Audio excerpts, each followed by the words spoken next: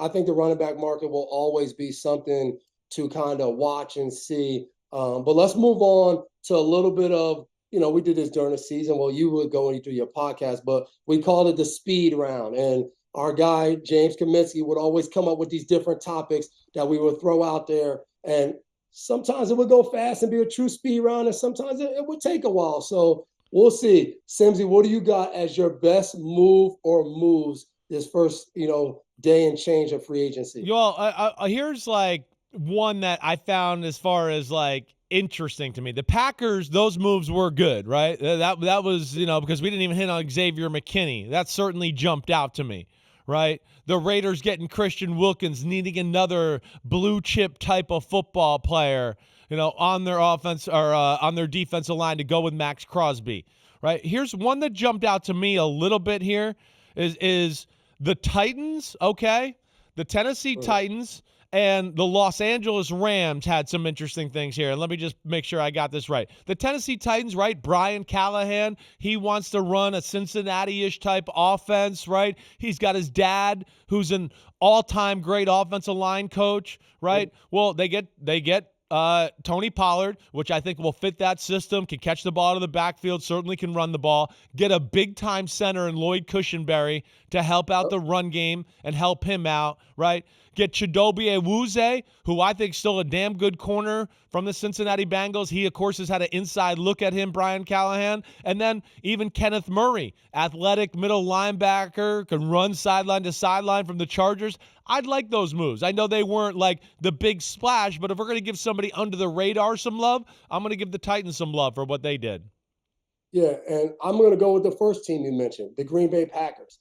I think this team a year ago lost Aaron Rodgers, and we're sitting here and we're like, what are they going to do next? Is Jordan Love the real deal? And the season starts and there's some ups and downs, but by the end of the season, you're watching this guy and it's like, wow, is this guy going to be a top 5 quarterback before we know it? The way he's playing and handling, backing up and coming behind Aaron Rodgers, it was impressive to see. And they say, you know what? We're going to now go give him Josh Jacobs. Then we're going to bring in Xavier McKinney, who played every defensive snap last year, over 100 tackles, 4 interceptions. Baller. Oh, and by the way, he's only 24 years old. So we're going to get this young guy, and we're going to get the prime of his career in Green Bay. So I'm just excited because I think free agency is about some teams starting over. And I think for other teams, it's about how do we find certain players who take us from being semi-competitive, right, a chance to get out of the wild card and in the divisional, or how do we find the guys that take us to the conference championship and have an opportunity to play for a Super Bowl? And I think Green Bay went and did that yesterday. I think they said, you know what, we're going to go get a few guys, and I think they still have some work to do of getting a few other guys and making sure that defense plays at a high level to back up what Jordan Love and his offense does. But I'm excited to see what they look like going forward. And then worst moves, I think, is by far the Miami Dolphins. I think the Dolphins came into yesterday and they had some players. Christian Wilkins is a guy that I saw on Twitter, someone compared to Dexter Lawrence. The Giants knew what they had in Dexter Lawrence, paid him a few years ago, got in front of it. Christian Wilkins has been a guy who's played at a high level since stepping foot in Miami. They don't pay him, they lose him. Then they lose Van Ginkel, who we talked about earlier, going to Minnesota. You release Xavier Howard. You release Emmanuel Ogbah. You move on from these players. All right, I don't really have a problem when teams move on because you have to find new guys. You release Jerome Baker. But who are those guys that you're now going to bring in and replace these guys with? Robert Hunt leaves on a $100 million contract to the Carolina Panthers. Another guy you lose. So Brandon Jones signs elsewhere. So you've lost all these guys. Oh, and by the way, you're going to have Jalen Phillips coming off an injury. You're going to have Bradley Chubb coming off an injury. So like this team that we've watched be so explosive just took hit after hit after hit. And hopefully they can go in the draft where they pick up some of these guys throughout this free agent process to help them kind of cover up that gap. But I think if I'm a Dolphins fan, I'm sitting here like, all right, well, what's the plan? How do we not lose and have really no chance in Kansas City last year in the playoffs? How do we make sure that doesn't happen again? And I don't know if they took a step forward the first day in free agency so far. No, I hear you there. You know, they're in a tough spot. They are. I mean, it's a big blow, like you talked about. To lose Christian Wilkins is a huge blow. I mean, you said it right. He's in the class of Jeffrey Simmons, Quinnen Williams, Dexter Lawrence, one of those type of guys. But like you said too, they're paying so many people. Right, they're going to have to pay Javon Holland soon. Right, they're paying Jalen Ramsey. They're going to have to pay Jalen Phillips. Right, you said they right. Tua's coming up. Jalen Waddle's coming up. Right, they're already paying Bradley Chubb like you're talking about. Right, so they paid Seiler at defensive tackle too last year, so they were stuck. And they're looking like they're a top-heavy football team that's going to have to work hard to find depth, like you're talking about. Here's one that it's not exactly like for me move or like one move that I go, oh wow, like that's so bad, but.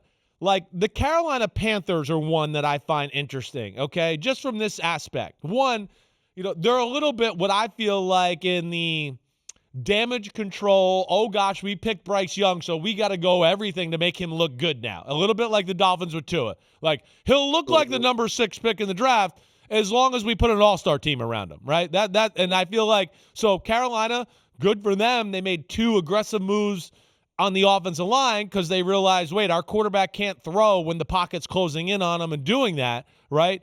But I think the thing like that $150 million. Exactly. But I think it speaks to where they're at and what they got at quarterback, and they realize, wait, we got him and we got to make this work, right? But the other side of it is, I mean, to let 2 of their 3 best defensive players out the door, right? That to me is like, wow. I mean, you got holes, but now there's no Brian Burns. Who's rushing the passer there? Frank Louvu.